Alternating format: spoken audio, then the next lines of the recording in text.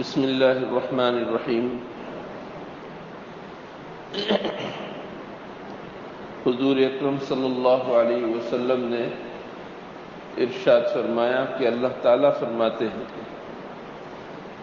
جو کوئی بات قرآن کریم میں نہ ہو اور حضور اکرم صلی اللہ علیہ وسلم اللہ تعالیٰ کی طرف نسبت کر کے فرمائیں اس کو حدیث قدسی کہتے ہیں۔ حدیث قدسی گویا اللہ تعالیٰ نے ارشاد فرمایا کہ اللہ تعالیٰ ارشاد فرماتے ہیں، اے ابن آدم، اگر تم صبر کرو اور ثواب کی امید رکھو اس وقت جب پہلی مرتبہ تمہیں تکلیف پہنچے، صدمہ پہنچے، تو میں تمہارے لیے جنت سے کم کسی ثواب کے لیے راضی نہیں ہوں۔ امید بات سمجھ میں آ گئی ہوگی کہ ہم جو کہتے ہیں کہ مصیبت میں صبر کرو، مصیبت میں صبر کرو، اس کا ثواب ہے۔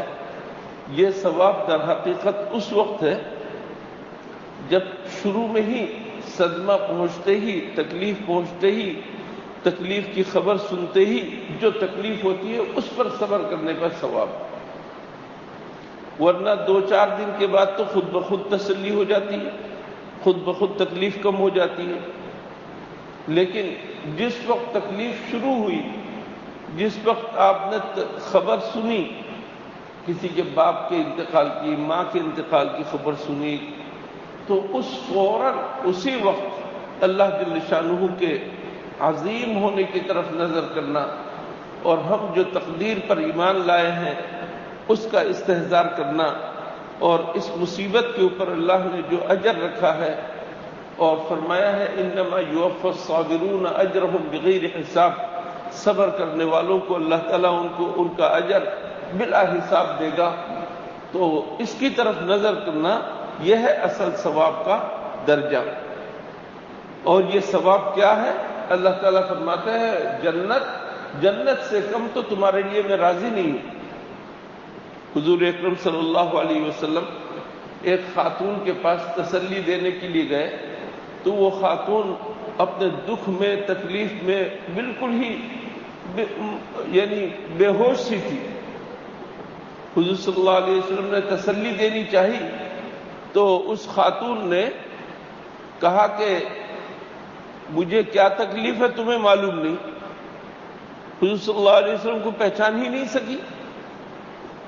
اس وقت مناسب نہیں سمجھا حضور اکرم صلی اللہ علیہ وسلم مزید بات کریں، وہاں سے تشریف لے آئے۔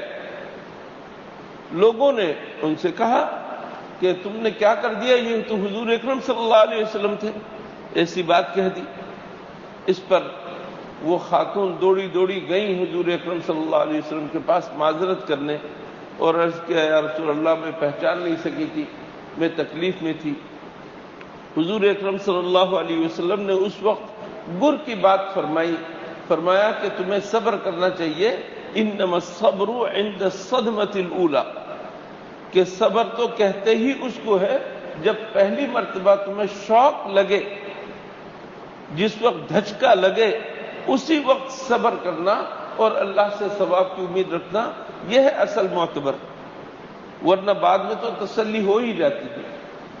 اس وجہ سے اللہ جل شانہ اپنے فرشتوں سے، روح قبض کرنے والے فرشتوں سے پوچھتے ہیں کہ تم نے میرے بندے کے لخت جگر کی روح کو قبض کر لیا؟ فرشتے بتاتے ہیں کہ ہاں یا اللہ۔ اس پر اللہ تعالیٰ پوچھتے ہیں میرے بندے نے کیا کہا؟ تو فرشتے بتاتے ہیں کہ آپ کے بندے نے سنتے ہی کہا الحمدللہ انا للہ و انا الیہ راجعون۔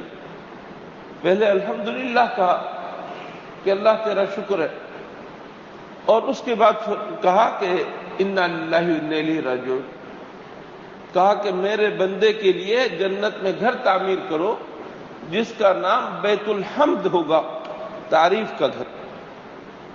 یہ سب اس لیے کہ اللہ کے فیصلے پر بندہ راضی ہوا ہے، بندے کے لیے اس کے سوا چارہ کار نہیں، راضی ہوگا یا تو ایڑیا رگڑ کے یا راضی ہوگا خوش ہو کر. اگر خوش ہو کر راضی ہو تو ثواب ملے گا، اور اگر ناراض ہو کر پھر یہی کہیں جا کر راضی ہوگا تو اس کا کوئی ثواب نہیں ہوگا. اس وجہ سے ہمیں چاہیے اللہ تعالیٰ کوئی دکھ تکلیف کسی کے اوپر نہ لائے، لیکن یہ زندگی ہی ایسی ہے کہ اس میں دکھ تکلیف ضرور ہوتی ہے. جب بھی ایسی کوئی بات ہو تو فوراً اللہ کی طرف دیکھتے ہوئے ہمیں صبر کرنا چاہیے، اللہ سے اجر کی امید رکھنی چاہیے، اور پہلے ہی مرحلے پر یہ صبر کرنا چاہیے. اللہ تعالی ہمیں اس بات کی توفیق عطا فرمائے. اللهم لك الحمد لا نحصي ثناء عليك